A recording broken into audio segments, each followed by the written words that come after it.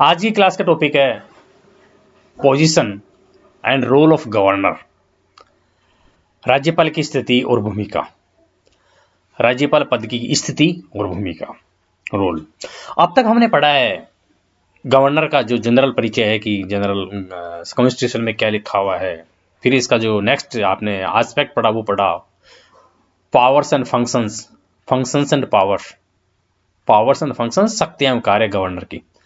तो गवर्नर की शक्तियों कार्यों में आपने देखा कि गवर्नर जनरली गवर्नर की शक्तियों कार्यों को दो कैटेगरीज में बांटते हैं। वो शक्तियां कार्य जो संवैधानिक दृष्टि से जिनको करने के लिए गवर्नर बाध्य हैं, और दूसरे वो विवेकाधिकार कार्य, विवेकाधिकार शक्तियां जिनको गवर्नर अपने विवेक से संपन्न करता है। तो उनको जान लेने के बाद अब लास्ट एस्पेक्ट जो हम समझना चाहेंगे वो है कि position and role of governor की पोजीशन क्या है, स्थिति क्या है। हमने पढ़ा कि गवर्नर संवैधानिक प्रमुख होता है, राज्य के सारे कार्य गवर्नर के नाम से संपन्न किए जाते हैं। संविधान का मुख्य मतलब संवैधानिक दृष्टि से राज्य कार्यपालिका का प्रमुख जो है वो गवर्नर होता है, और उसका रोल क्या है। हमने पढ़ा कि भारत में संघीय स्तर पर राज्य स्तर पर संसदात्मक सरकार है, और संसदात्मक सरकार में मुख्यमंत्री और उसकी मंत्रिपरिषद का रोल बहुत महत्वपूर्ण होता है। उसकी बजाय गवर्नर का रोल उतना महत्वपूर्ण नहीं होता। गवर्नर को मुख्यमंत्री और उसकी मंत्रिपरिषद की सलाह के अनुसार कार्य करना होता है। ऐसी परिस्थितियों में गवर्नर की पोजीशन और स्थिति को जानना जरूरी है। तो गवर्नर की पोजीशन और स्थिति इसलिए जानना जरूरी है कि वर्तमान समय में अगर संवैधानिक दृष्टि से देखें तो सबसे विवादास्पद पद यही है। भारत के संविधान में जो कॉन्स्टिट्यूशनल पोस्ट है, कॉन्स्टिट्यूशनल हेड है, अलग अलग स्तर पर जो कॉन्स्टिट्यूशनल पद है, उनमें सबसे विवादित, सबसे डिस्प्यूट का जो अगर कोई पद है तो वो गवर्नर है। और बहुत से लोग ये मांग करते हैं कि भारत में गवर्नर के पद को समाप्त कर दिया जाना चाहिए। इसलिए इसकी पोजीशन और रोल को जानना बहुत जरूरी है। तो गवर्नर की जो पोजीशन और रोल है वो दो दृष्टि से है, हम समझ सकते हैं, सैद्धांतिक दृष्टि से और व्यवहारिक दृष्टि से। सैद्धांतिक दृष्टि से गवर्नर की क्या स्थिति है, व्यवहारिक दृष्टि से गवर्नर की क्या स्थिति है। संवैधानिक दृष्टि से मैं आपको पहले ही बता चुका हूं पिछली क्लास में कि गवर्नर संविधान के प्रमुख प्रोविजन के रूप में राज्य कार्यपालिका का प्रमुख होता है, अर्थात राज्य की सारी कार्यपालिका शक्तियां गवर्नर में निहित होती है। वही मुख्यमंत्री एवं मंत्रिपरिषद के सदस्यों की नियुक्ति करता है। इस प्रकार संवैधानिक दृष्टि से गवर्नर है वो राज्य कार्यपालिका का प्रमुख है। लेकिन व्यवहारिक दृष्टि से प्रैक्टिकल में गवर्नर को राज्यपाल की मंत्रिपरिषद की सलाह के अनुसार कार्य करना पड़ता है। प्रैक्टिकल में गवर्नर की जो स्थिति और रोल है वो कई बातों पर निर्भर करती है। उस राज्य में वहां का जो दल है, जो सत्ताधारी दल है, जो पार्टी पावर में है, सत्ता में है, उसकी क्या स्थिति है। क्या वो फुल मेजोरिटी में है या गठबंधन से सरकार चल रही है, और उस दल के और केंद्र सरकार के बीच क्या संबंध है, अर्थात केंद्र में भी क्या उसी दल की सरकार है या केंद्र में डिफरेंट पार्टी की सरकार है, सेंट्रल लेवल पे और स्टेट लेवल पे अलग पार्टी की सरकार है। ऐसी कई बातों पर व्यवहारिक दृष्टि से गवर्नर की स्थिति और भूमिका डिपेंड करती है। तो सैद्धांतिक दृष्टि से और व्यवहारिक दृष्टि से गवर्नर की भूमिका को हम उसके कार्य पावर्स एंड फंक्शंस में समझ चुके हैं।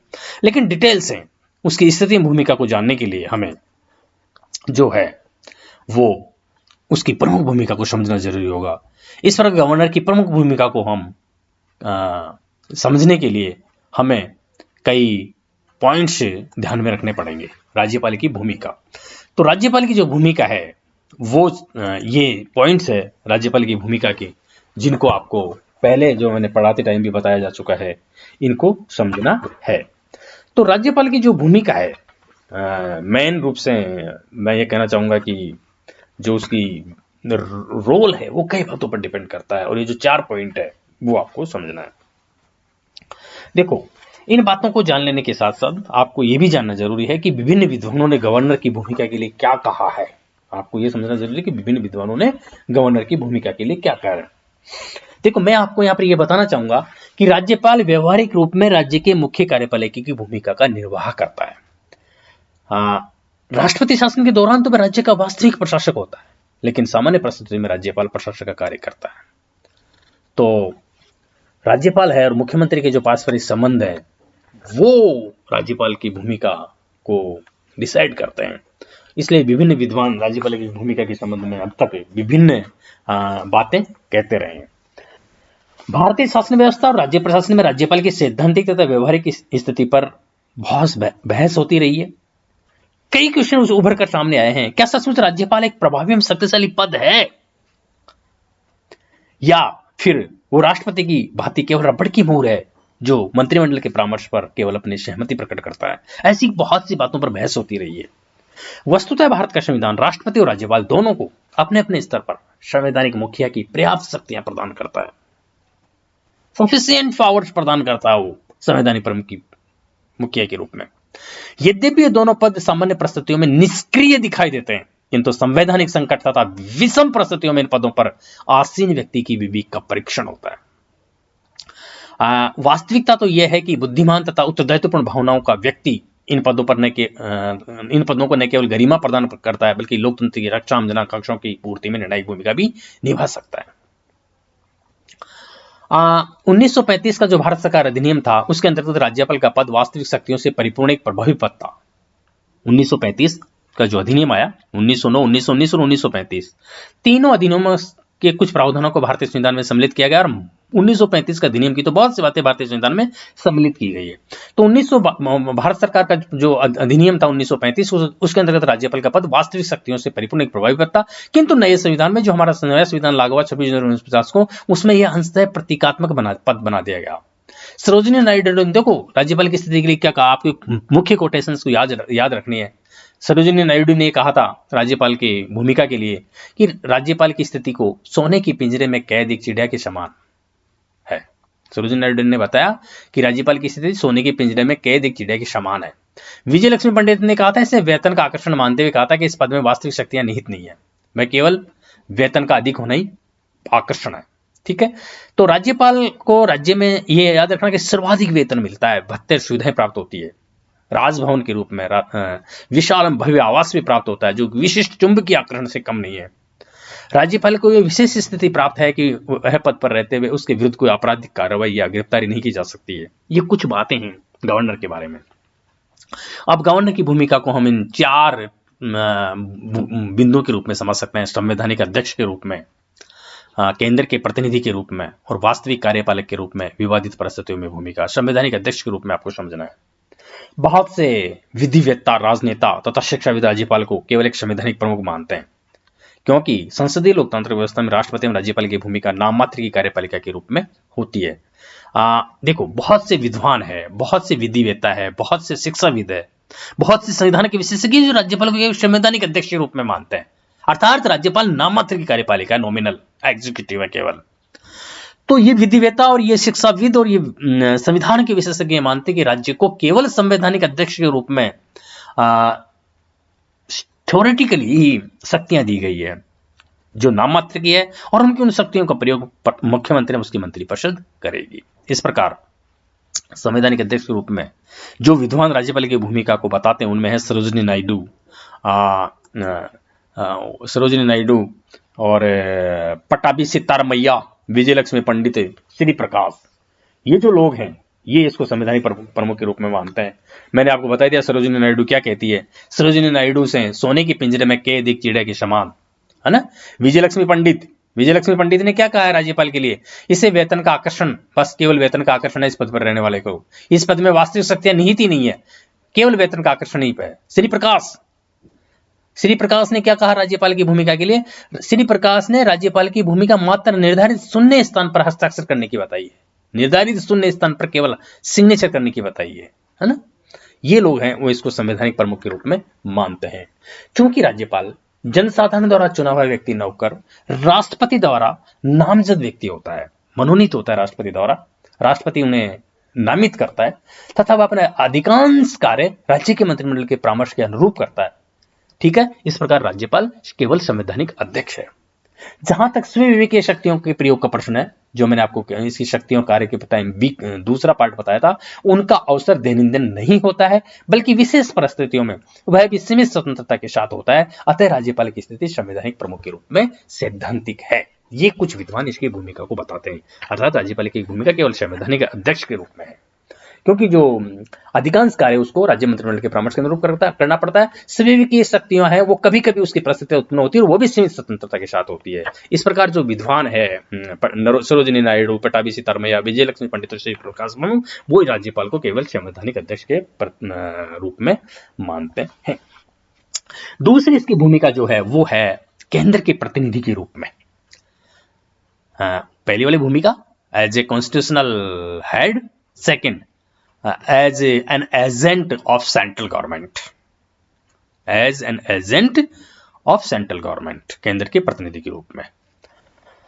संविधान के अनुच्छेद आर्टिकल 200 और 201, संविधान के अनुच्छेद 200 और 201 जो है वो विधेयक को राष्ट्रपति तक भेजना, अनुच्छेद 167 मुख्यमंत्री से सूचना प्राप्ति, और अनुच्छेद 356 राज्यों में राष्ट्रपति शासन, और अनुच्छेद 160 राष्ट्रपति द्वारा राज्यपाल का कार्य करना, और अनुच्छेद 257 राज्य द्वारा संघ शक्तियों का ध्यान रखना इत्यादि ऐसे प्रावधान है जो राज्यपाल की भूमिका को राज्य में केंद्र के अभिकर्ता या एजेंट के रूप में या प्रतिनिधि के समान बताते हैं। ये जो आर्टिकल है 200, 201 आर्टिकल आपको ध्यान रखना है। 200, 201 अनुच्छेद, संविधान में का जो अनुच्छेद है, संविधान में जो बातें लिखी हुई है, आर्टिकल अनुच्छेद 200 में जो लिखी हुई है, 201 में जो लिखी हुई है, 167 में जो लिखी हुई है, अनुच्छेद 356 में जो लिखी हुई है, अनुच्छेद 160 में जो लिखी हुई है और अनुच्छेद 257 में जो लिखी हुई है, ये ऐसी बातें हैं जो राज्यपाल की भूमिका को राज्य में केंद्र के प्रतिनिधि के समान बताती है।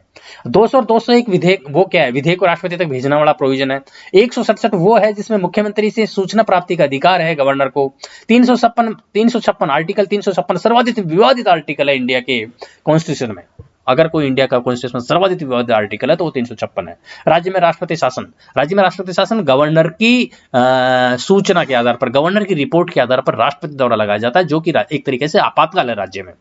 और राज्य की विधायिका की शक्तियां संसद को प्राप्त हो जाती है और राष्ट्रपति के प्रतिनिधि के रूप में मुख्यमंत्री मंत्रिपरिषद की बजाय गवर्नर प्रमुख शासक का प्रमुख हो जाता है। तो ये अनुच्छेद 356, 257 राज्य द्वारा संघ शक्तियों को ध्यान रखना इत्यादि ऐसे प्रोविजन है जो राज्यपाल की भूमिका को राज्य में केंद्र के अभिकर्ता के रूप में प्रतिनिधि के समान बताते हैं। संघीय शासन व्यवस्था के सर्वथा प्रतिकूल इन प्रावधानों से राज्यों के ऊपर केंद्र या संघीय सरकार का प्रभुत्व स्थापित होता है कि राज्यपाल की भूमिका केंद्र के अभिकर्ता के रूप में है, जो राजनीतिक मान्यताओं और स्वार्थों के आधार पर निर्णय करते हैं। मतलब ये जो व्यवस्थाएं हैं ये ऐसे कह सकते हैं कि संघीय शासन व्यवस्थाओं की सर्वथा प्रतिकूल है और इन प्रावधानों से राज्य के ऊपर केंद्र या संघीय सरकार का प्रभुत्व स्थापित होता है इन आर्टिकल से, जो कि राज्यपाल की भूमिका जो है केंद्र के अभिकर्ता के रूप में है। ये राजनीतिक मान्य और स्वार्थों के आधार पर निर्णय करते हैं राज्यपाल। इस संबंध में सबसे बड़ा विवाद तो यही है कि राज्यपाल केंद्र का नामजद प्रतिनिधि नहीं बल्कि राज्य सरकार पर तोहफागाफी करता है। वो केवल नॉमिनेटेड हेड ही नहीं है राज्यपाल स्टेट में केंद्र का, बल्कि वो राज्य सरकार पर तोहफागाफी करता है। राज्य सरकार की इच्छा के खिलाफ भी किसी को गवर्नर बनाया जा सकता है। सन 2015 में मोदी सरकार ने राज्यपालों को पाबंद किया कि राष्ट्रपति की अनुमति के बिना राज्य से बाहर नहीं जाएं तथा ऐसी सूचना प्रधानमंत्री कार्यालय को भी दे। कई बार यह भी कहा जाता है कि राज्यपाल केंद्र तथा राज्य के मध्य सैंडविच की स्थिति में होता है। तो कहने का मतलब है कि केंद्र के एक रिप्रेजेंटेटिव के रूप में, केंद्र के प्रतिनिधि के रूप में राज्यपाल राज्य प्रशासन में हस्तक्षेप करने के लिए एक प्रमुख एजेंट के रूप में भी उसकी भूमिका है। तो संवैधानिक अध्यक्ष के रूप में के साथ साथ केंद्र के प्रतिनिधि के रूप में भी राज्यपाल की भूमिका है as an agent of central government. कुछ विद्वान ये कहते हैं कि राज्यपाल वास्तविक कार्यपालक के रूप में एक्चुअल एग्जीक्यूटिव हेड है गवर्नर। देखो, संविधान का आर्टिकल 200 और अन्य विविध प्रावधानों से स्पष्ट है कि राज्य प्रशासन से संबंधित समस्त कानून तथा नियम राज्यपाल की स्वीकृति से ही निर्मित होंगे। ये तो आप भी समझते हैं कि राज्य प्रशासन से संबंधित जो भी कानून नियम होंगे वो राज्यपाल की स्वीकृति से ही निर्मित होंगे। जब तक राज्यपाल उन पर साइन नहीं करते हैं तब तक वो नियम या कानून नहीं बनते हैं। राज्य का मंत्रिमंडल अपने निर्णय राज्यपाल को सूचित करेगा। 167 कह रहा है मुख्यमंत्री की नियुक्ति और अन्य महत्वपूर्ण पदों पर राज्यपाल द्वारा नियुक्तियां विधानसभा के सत्र बुलाने तथा उन्हें स्थगित करने, विधानसभा को भंग करने तथा मंत्रिमंडल को अपदस्थ करने की शक्ति राज्यपाल को सुदृढ़ बनाती है, जो उसकी स्वविवेकी शक्तियां हैं। मुख्यमंत्री की नियुक्ति और अन्य महत्वपूर्ण पदों पर राज्यपाल द्वारा नियुक्तियां जब स्पष्ट बहुमत नहीं मिलता तब उसकी स्वविवेकी शक्तियां सर्वाधिक शक्तिशाली हो जाती है। विधानसभा के सत्र बुलाने और उन्हें स्थगित करने, ये बहुत महत्वपूर्ण अधिकार है। विधानसभा का सत्र कब बुलाना है, कब स्थगित करना है। पिछले कुछ दिनों में राजस्थान में विवाद हुआ मुख्यमंत्री अशोक गहलोत और राज्यपाल कलराज मिश्र के साथ कि विधानसभा का मुख्यमंत्री जी अधिवेशन बुलाना चाह रहे थे, गवर्नर साहब अपने हिसाब से उसको कह रहे थे कि जितने दिन का नोटिस होना चाहिए उतने दिन का नोटिस नहीं मिला है। तो विधानसभा के सत्र बुलाने और उन्हें स्थगित करने, विधानसभा को भंग करने का, मंत्रिमंडल को पदस्थ करने की ये जो राज्यपाल की शक्तियां हैं ये बहुत महत्वपूर्ण है। ये राज्यपाल को सुदृढ़ बनाती है। राज्य के शासन संचालन से संबंधित विस्तृत रिपोर्ट जो राष्ट्रपति को भेजी जाती है और आपातकाल की जो अनुशंसा करने की जो प्रोविजन है अनुच्छेद 356 में, वो भी राज्यपाल की स्थिति को सर्वोच्च स्थिति प्रदान करते हैं। अर्थात राज्यपाल जो वास्तविक कार्यपालिका के रूप में आ जाता है। यदि केंद्र एवं राज्य दोनों ही जगह एक ही दल की सरकार हो जब तो राज्यपाल और मंत्रिमंडल के मध्य पर्याप्त कोऑर्डिनेशन हो जाता है। मैंने आपको बताया कि दोनों जगह अगर एक ही पार्टी की सरकारों के दोनों के बीच कोऑर्डिनेशन हो जाएगा, उस स्थिति में राज्यपाल की भूमिका भिन्न होगी। ये स्थिति महत्वाकांक्षी मुख्यमंत्री तथा राज्यपाल के मध्य संघर्ष भी करवा सकती है। राज्य में राष्ट्रपति शासन के प्रवर्तन के समय राज्यपाल राज्य का वास्तविक संचालनकर्ता बन सकता है। इस प्रकार जब विधानमंडल का सत्र नहीं चल रहा हो तो विशेष आपातकालीन विधिक आदेशों की आवश्यकता हो तब राज्यपाल आदेश जारी करके अपने महत्वपूर्ण पदस्थिति का परिचय देता है। ठीक है।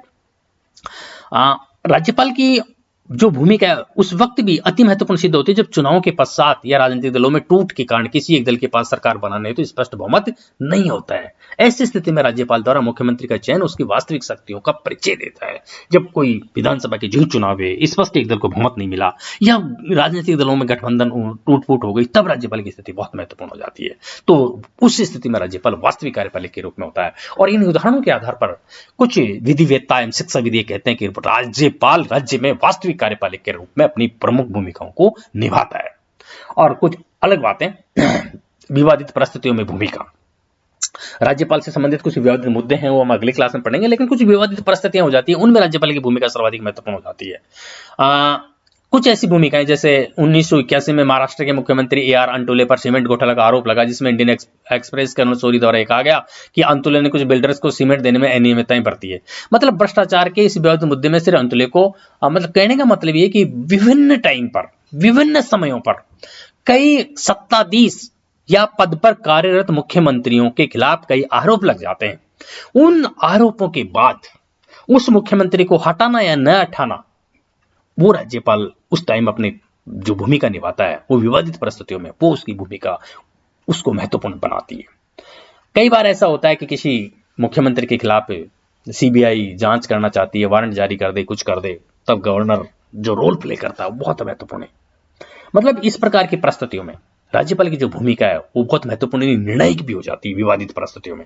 तो विवादित परिस्थितियों में राज्यपाल जो रोल प्ले करता है वो उसको महत्वपूर्ण बनाती है। इन चार बातों के आधार पर, इन चार बिंदुओं के आधार पर अब हम ये समझते हैं कि राज्यपाल की जो संवैधानिक अध्यक्ष, राज्यपाल की भूमिका हम चार भागों में बांट सकते हैं। संवैधानिक अध्यक्ष के रूप में, केंद्र के प्रतिनिधि के रूप में, वास्तविक कार्यपालक के रूप में और विवादित परिस्थितियों में भूमिका। इन चारों के आधार पर राज्यपाल से संबंधित कुछ विवादित मुद्दे है ना जो है वो आपको विवादित मुद्दे आपको पता होना चाहिए कि कौन कौन से विवादित मुद्दे हैं। समय समय पर बहुत सी बातों के अलावा मैं आपको ये बताना चाहूँगा कि राज्यपाल जो है वो उसको बारे में समय समय क्या राज्यपाल का पद के लिए जो कौन कौन से आयोग और कौन कौन सी क्या सिफारिशें की गई है।